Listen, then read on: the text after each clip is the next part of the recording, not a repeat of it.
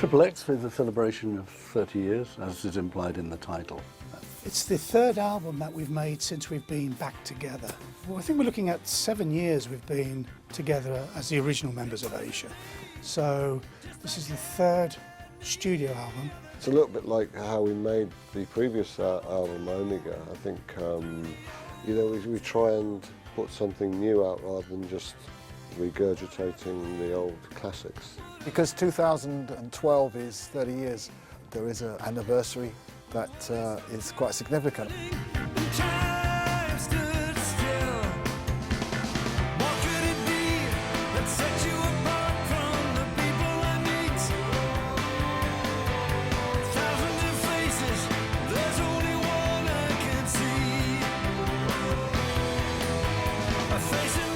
Well, we had the idea, I think, that when we first got back together again over 5 years ago now, we had the 25th, and I don't think any of us thought we'd probably be still doing it another 5 years later, but you know, the opportunity came up and we're looking forward to putting the album out. The longevity part of Asia is quite intriguing, really, because the band has a great pedigree as individuals, and a lot of people thought that it would never really work when we came together, and we proved everybody wrong with that first album. It was incredibly successful.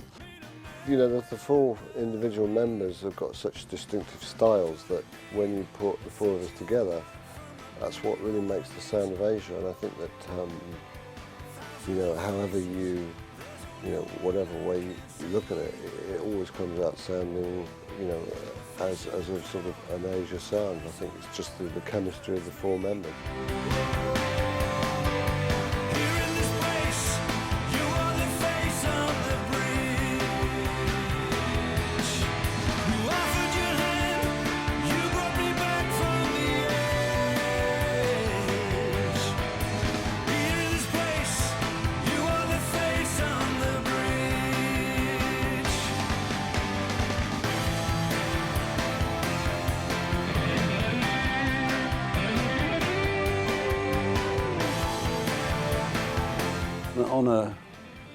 On a band level, it's amazing that we're still making music that we want to make, and it's still the original 4 people.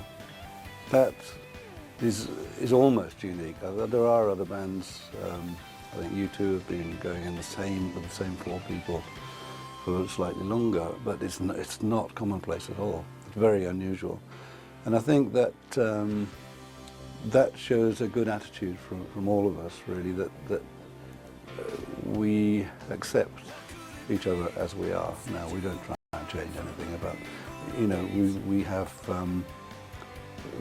we know what each other brings to the party.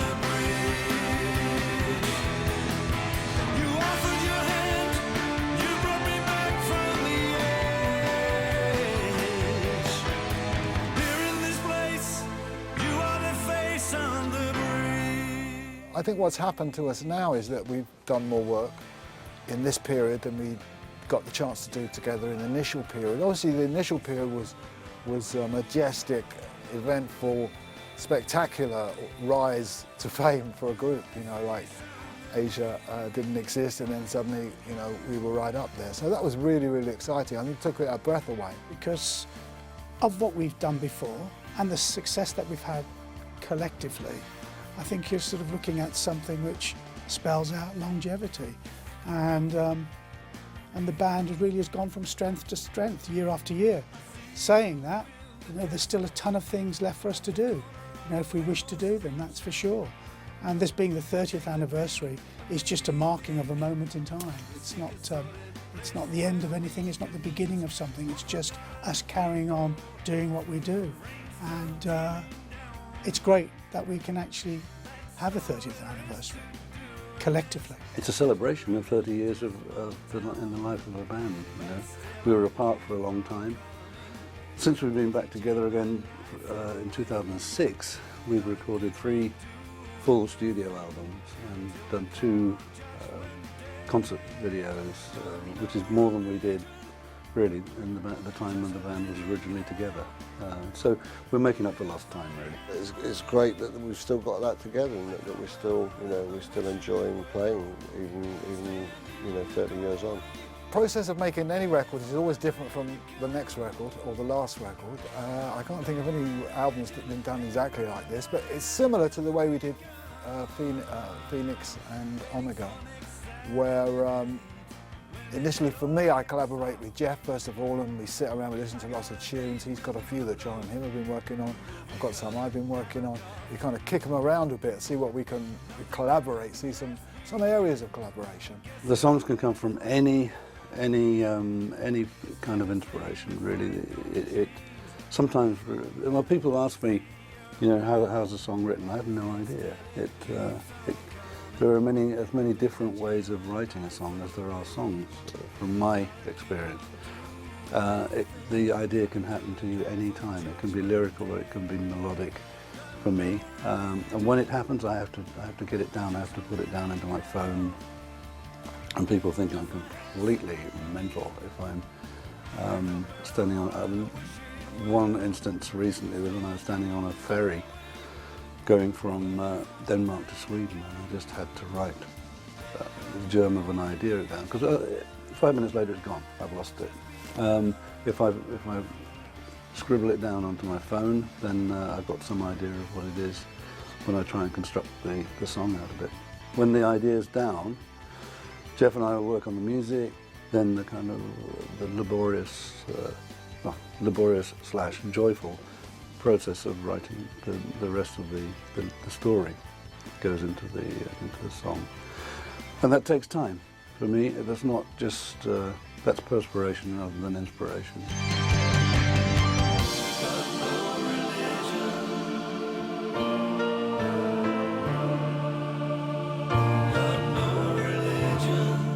And then we usually just got to find something that really sits nice with John and Jeff.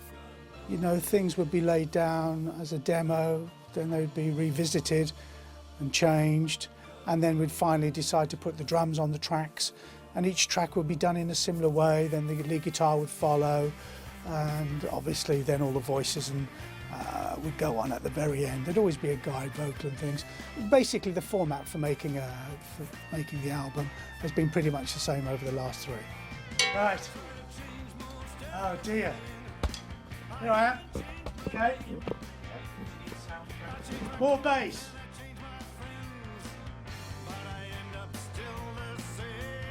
Basically, we've played individually. We've worked with Mike Paxman, who did the album with us. More and more people kind of do their bit, and the producer who we've had now for the Mike Paxman for the 2 albums, he really sort of puts it all together. So, but having said that, I work very closely with John on a lot of the songwriting and some of the stuff with Steve as well. So it's a question of getting the actual, the elements together before we get in the studio. That makes a nice balance, obviously, and then hey, we get on with it. We get the bed tracks, we start working on it, and Bob's your brain surgeon, as Michael Tate used to say. We're almost finished. Artistically, a band like us obviously needs to find our own feet, and with Mike Paxman, liaison, we basically deliver the goods.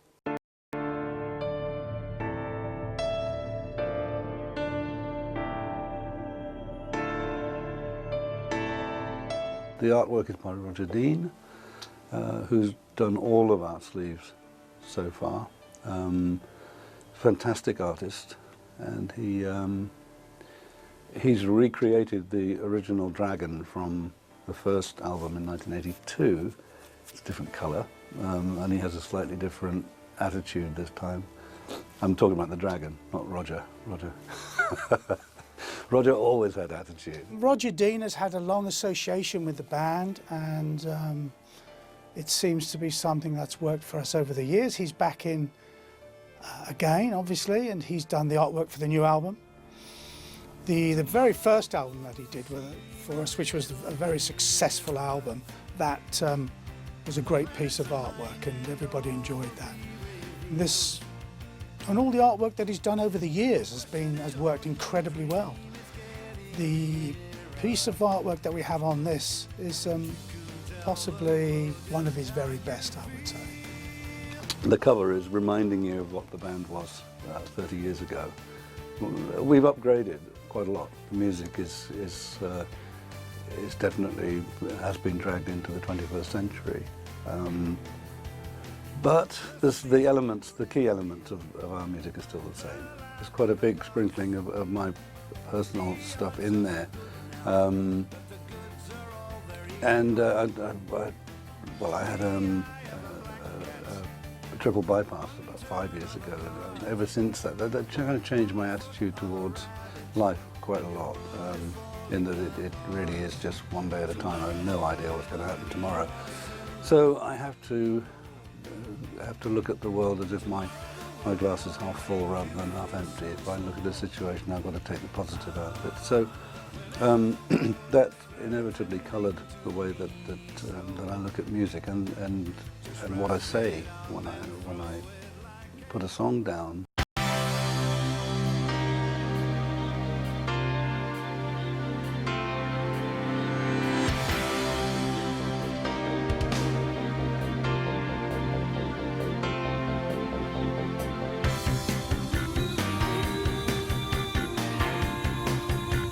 Face on the Bridge was actually the moment of clarity came at the King Charles Bridge in Prague. When Asia was touring there, I think 5 years ago. The first time I went, and I went with my interpreter down to the old town, and she said, "Have you ever seen the King Charles Bridge?" I said, "No." And it's fantastic. It's right in the middle of a fairy tale city. There's a bridge, and there are artists all along the bridge just sort of painting the surroundings, the beautiful architecture and people, and it takes your breath away. It's fantastic.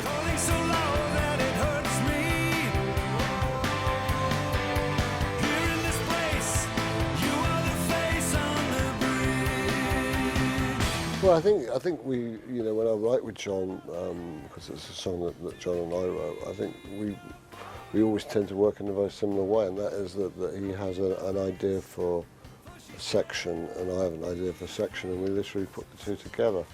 And I think in that instance of that particular song, I think I had a verse part and John had a chorus part, and we literally just put them together, and then when you get in the studio you obviously develop it and take it a lot further.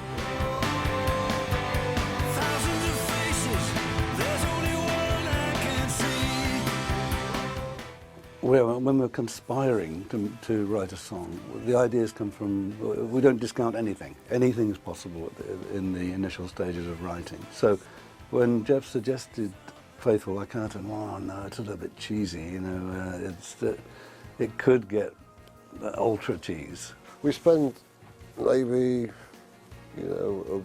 about 10 or 12 sessions writing the songs for an album, and invariably we come up with, even if it's just a snippet of an idea, we develop it, and to a point where we've got a fairly concrete idea of what the song's going to sound like.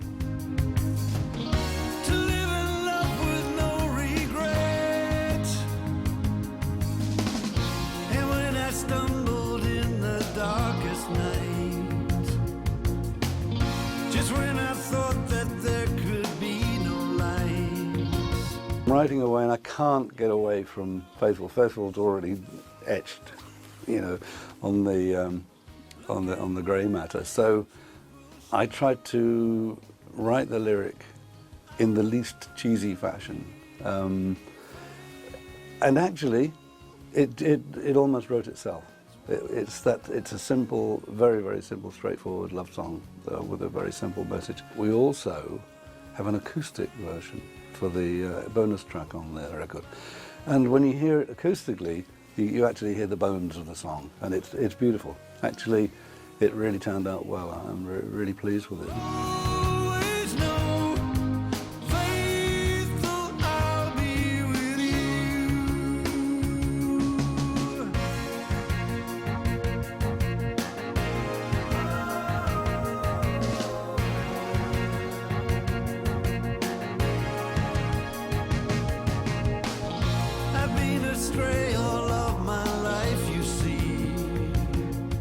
It's kind of a series of observations, really. Usually our albums have a theme going through them, but this time I think the underlying theme is hope. If I had to be pinned down, every song ends, however bleak it may appear, it ends on an optimistic note, and that, I guess, is the message, if there is one, in this record. Yeah, we've got a nice selection of fans who followed us pretty much all the way through, and I think that you know, I think if they enjoy it, then we enjoy it. You know, and I think that that's the main thing, is that people appreciate the fact that we are still making albums. I think for me personally, what I get excited about is the way the music has travelled down through the lines. In other words, you go to an Asia concert and you'll see people our age, and you'll see their children, their kids, which might not be that young. You know, they might be in their 30s and they might have their own kids, and you'll see that as well. So you see this generation thing occurring. That's exciting, because that just shows that the music has longevity, that people still want to come and hear and see the band, regardless to what goes on in the music business. It's nice to see young people in the audience. I mean, we people get sort of, you know, the music gets passed down generations, so you know, we do get quite a few young people though who really like the music. So it's good that I think, you know, we've got a nice appreciative following. We're all a bit older, a bit longer in the tooth, but you know, it's still, to my ears, it sounds better than we did in 1982. But I still like the idea that we create music. You know, we're not, as I say, we're not just putting out, you know, reruns of the old material. You know, we do try and challenge ourselves and come up with new ideas. I don't think a musician really thinks about retirement. That sounds so incredibly boring. I hope music can just keep going on and on and on. Like any good actor or a good writer, or, you know, I don't want to be doing it when I'm falling down the hill, rolling, picking up, you know, picking up dust. I think it's great when a musician or an artist, actor, whatever they do, author, realises that they're at that point. I don't feel anywhere near that point where I've got to say stop. So I hope that the future is about team up, continuing this team up with Asia. I certainly really enjoy the process of going out on the road and making records, and I think if you lose that, then you don't really have the spirit for it. But I think that you know, in our case, I think we're all collectively like-minded in that respect, that we enjoy it. As a guitarist, I've got other missions to do, but fortunately I've been able to, over the last 10 years, combine that with a feeling of writing solo guitar pieces, playing in my trio, doing a few solo dates. But then Asia and Yes have become really enjoyed by our fans, and that means a lot to me. So when there's that going on, there's the enjoyment, the interaction, but the main thing that keeps groups going is inter-respect, you know, between each other.